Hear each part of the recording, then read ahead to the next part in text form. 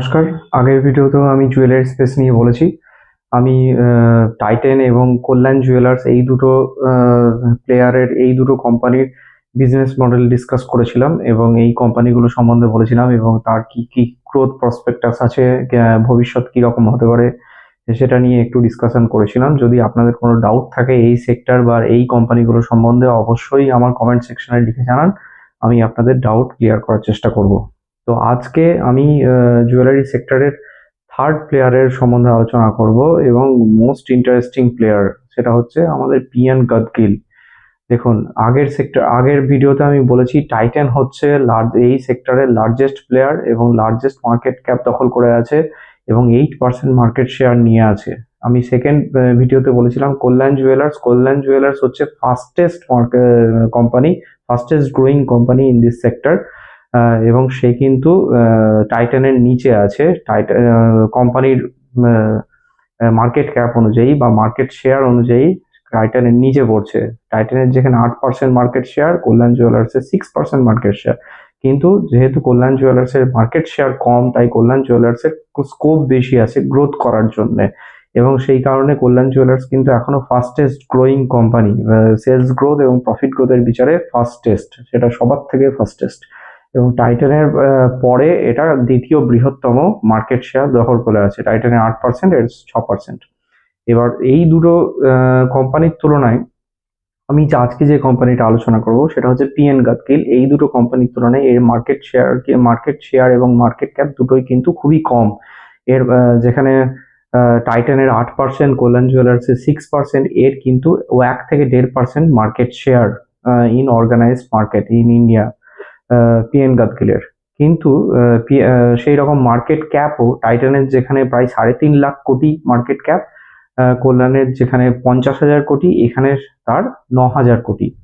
তো এটা টাইটানের কল্যাণ টাইটানের থেকে 1/7 মার্কেট ক্যাপ, আবার পিএন গাদগিল কল্যাণের থেকে 1/5 মার্কেট ক্যাপে আছে।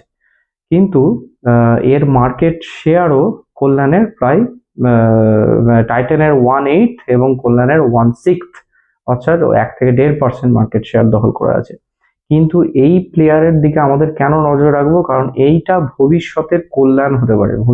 কল্যাণ যেরকম এখন fastest growing company, sales growth profit গ্রোথের বিচারে কল্যাণ ফাস্টেস্ট, এটা কিন্তু পিএন গাদগিলও এটা ফাস্টেস্ট হতে পারে। এটা কি কি স্কোপ আছে সেটা আজকের ভিডিও থেকে আপনারা বুঝতে পারবেন। দেখুন, পিএন গাদগিল কল্যাণ জুয়েলার্স যেরকম mainly south India based company ছিল, পিএন গাদগিল কিন্তু মেনলি মহারাষ্ট্র বেসড এবং এর ইনিশিয়াল দোকান ছিল পুনেতে। এটা কিন্তু অনেক পুরনো কোম্পানি, প্রায় 1934-35 থেকে এর বিজনেস শুরু হয়েছে এবং সেই সময় শুরু করেছিল পুনেতে এবং তারপরে ধীরে ধীরে ধীরে ধীরে এর স্টোর খুলতে শুরু করে এবং এর স্টোর এক্সপানশন মেনলি শুরু হয়েছে 2015 পর থেকে এবং সেইখানে মেনলি মহারাষ্ট্রতে বিভিন্ন দোকান এরা খুলতে পেরেছে। পুনের বাইরে গিয়ে এরা মুম্বাইয়ে এক্সপানশন করেছে এবং মহারাষ্ট্রের অন্যান্য যেসব জায়গা সাংলি ফাংলি এই সমস্ত জায়গায় গিয়ে পিএন গাদগিল তাদের স্টোর এক্সপানশন করেছে, স্টোর বাড়িয়েছে।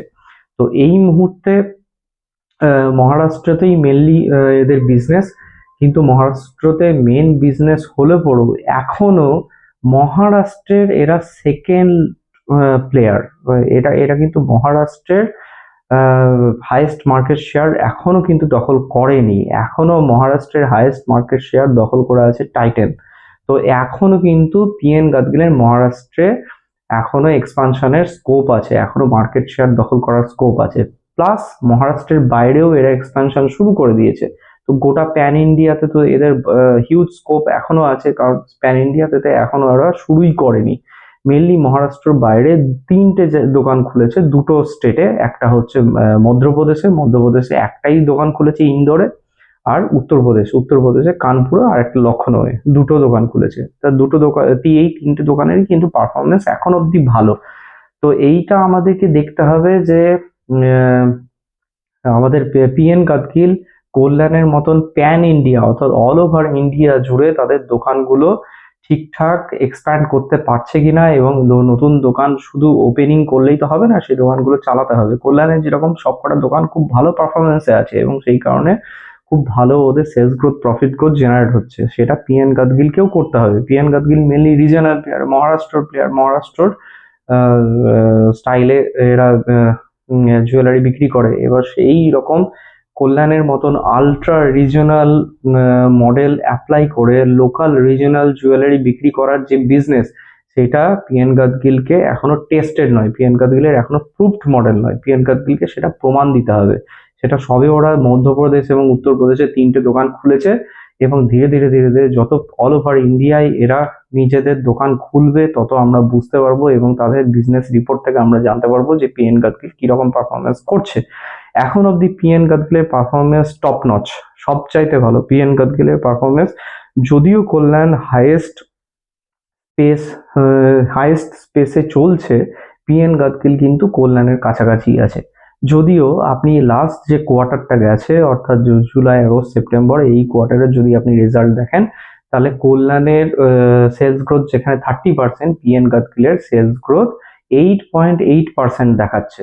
কিন্তু এইটার মধ্যে একটা ব্যাপার আছে। এটার মধ্যে এই যে 8.8% যে সেলস গ্রোথ দেখাচ্ছে, কারণ সেম কোয়ার্টার আগের বছর, অর্থাৎ ফিনান্সিয়াল ইয়ার 2025-এ সেম কোয়ার্টারে তখনও পিএন গাদগিলের অন্য একটা বিজনেস ছিল, সেটা হচ্ছে বুলিয়ানের বিজনেস, অর্থাৎ গোল্ড রিফাইনারি বিজনেস।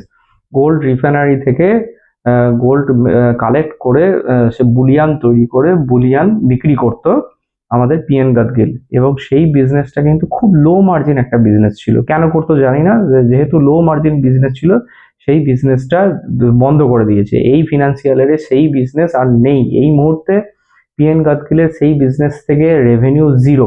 কিন্তু সেম ইয়ার, আগের ফিনান্সিয়াল ইয়ার সেম কোয়ার্টারে সেই বিজনেস থেকে, বুলিয়ান বিজনেস থেকে পিএন গাদগিলের কিন্তু একটা রেভিনিউ ছিল।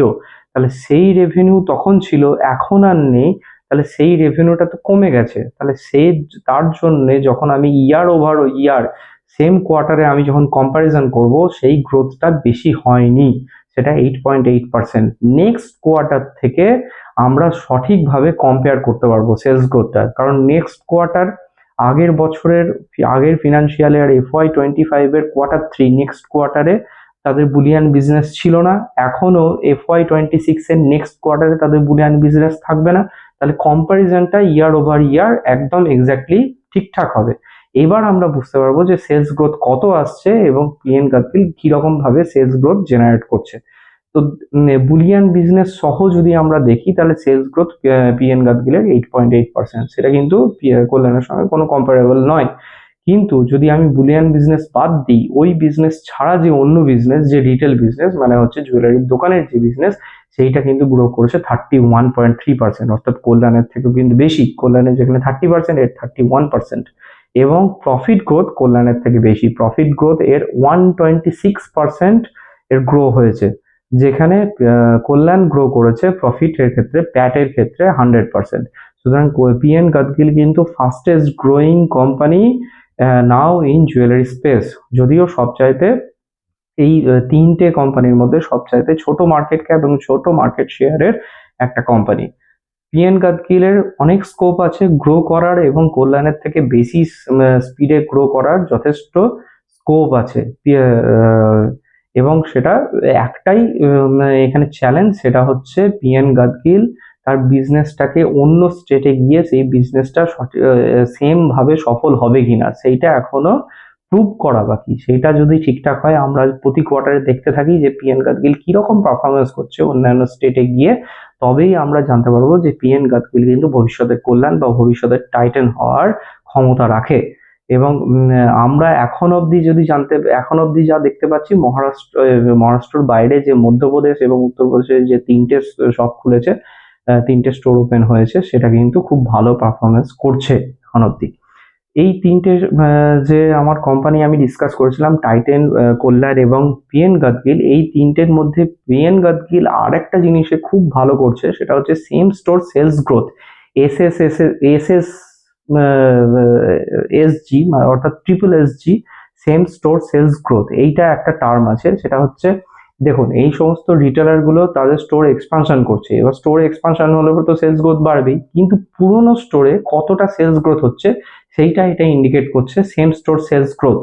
এইটার ক্ষেত্রে কিন্তু পিএন গাদগিল হাইয়েস্ট, পিএন গাদগিলের সেম স্টোর সেলস গ্রোথ 29%, 26 থেকে 29%। আগের কোয়ার্টারে ছিল 26%, লাস্ট কোয়ার্টারে হচ্ছে 29%, যেহেতু ফেস্টিভ সিজন ছিল। এটা টাইটানের ক্ষেত্রে 14 থেকে 19%, আবার পিএন কল্যাণের ক্ষেত্রে এটা 16 থেকে 21%, যেখানে পিএন গাদগিল 26 থেকে 28% আমার same store sales growth report করেছে। সুতরাং এই পুরোনো স্টোরের যে সেলস গ্রোথ সেটা কিন্তু পিএন গাদগিলের অত্যন্ত ভালো। পিএন গাদগিলের আরওই কল্যাণের থেকে একটু ভালো, কল্যাণের 16%, পিএন গাদগিলের 21%, কিন্তু টাইটানের থেকে কম, টাইটানের 31%। কিন্তু এটা আমার যতদূর ধারণা এটা ওই যেহেতু বুলিয়ান বিজনেস এটা কমে গেছে, তাই আরওই ওই যেহেতু বুলিয়ান বিজনেস কমার জন্যে আরওইটা কিছুর একটা অ্যাডজাস্টমেন্ট হয়েছে এবং সেটা আরওইটা হঠাৎ করে কমে গেছে। আরওই কিন্তু আগের বছরও পিএন গাদগিল রিপোর্ট করেছিল 31%, এই বছর কিন্তু পিএন গাদগিলের আরওইটা অনেকটাই কমে গেছে। আমার মনে হয় যে আরেকটা কারণ হতে পারে পিএন গাদগিল যেহেতু আগের বছরই আইপিও হয়েছিল, যেহেতু সেপ্টেম্বর বা অক্টোবর নাগাদ আইপিও হয়েছিল, সেই সময় নতুন শেয়ার ইস্যু করেছিল, নতুন শেয়ার ইস্যু করলে পরে তো ইপিএস কমে যায়, সেই ইপিএস কমার জন্য পিএন গাদগিলের আরওই কমে গেছে। তো এই এফেক্ট যত কমতে থাকবে তত কিন্তু পিএন গাদগিলের আরওই আরো বাড়তে থাকবে। পিএন গাদগিলের আর একটা জিনিস খুবই ভালো, আর একটা ভবিষ্যতে খুব ভালো স্কোপ আছে, সেটা হচ্ছে স্টার্টেড রেশিও। আমি আগের ভিডিওতে ডিসকাস করেছিলাম, স্টার্টেড রেশিও হচ্ছে ডায়মন্ড বা প্রেসার স্টোনের সঙ্গে গোল্ডের একটা রেশিও। কোম্পানি টোটাল কত ডায়মন্ড বা প্রেসার স্টোন বিক্রি করছে in comparison with pure gold jewellery. তো সেটার ক্ষেত্রে টাইটানের ক্ষেত্রে যেটা 29%, কল্যাণের ক্ষেত্রে 31%, পিএন গাদগিলের ক্ষেত্রে সেটা 9%, এবং সেটা আগের 2 বছরে কিন্তু পিএন গাদগিলের কোনো স্টার্টেড রেশিও ছিলই না, শুধু গোল্ড জুয়েলারি বিক্রি করতো। এখন কিন্তু ধীরে ধীরে সেটা 9%-এ গেছে, এবং লেটেস্ট গাইডলাইন অনুযায়ী খুব রিসেন্ট এটা 15% অ্যাচিভ করতে পারবে। তো পিএন গাদগিলের কাছে একটা সুবর্ণ সুযোগ আছে ভবিষ্যতে যে স্টার্টেড রেশিও ইমপ্রুভ করে তাদের মার্জিন ইমপ্রুভ করা, অর্থাৎ যত ডায়মন্ড বা প্রেসার স্টোন বিক্রি করবে তার মার্জিন বেশি, তাহলে মার্জিন ইমপ্রুভ করলে পরে আরোই ইমপ্রুভ হবে। তাহলে পিএন গাদগিলের যে 21% আরোই, সেটা কিন্তু টাইটানের 31% আরোইর কাছাকাছি পিএন গাদগিলের যথেষ্ট চলে যাওয়ার চান্স আছে।